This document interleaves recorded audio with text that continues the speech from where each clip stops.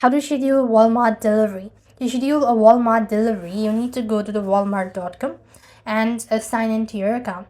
Basically, you have to find the item and a product you want to purchase, and you can use the search bar to filter the delivery option as well.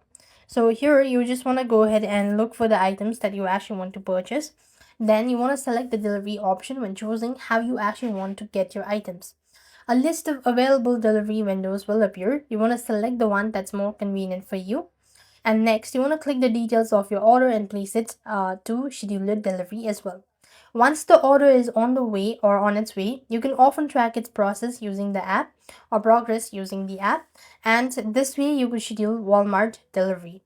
So that's the simplest thing you could do it. So the steps goes on. You just have to find the item, add it to your cart, and then proceed to payment and choose a time slot, or you just want to make sure to select the available delivery window or the app, and then you have to go and review and place your order and then track your delivery. That's all. Nothing much required. So that's it. I hope the video was helpful. Make sure to like, share, and subscribe.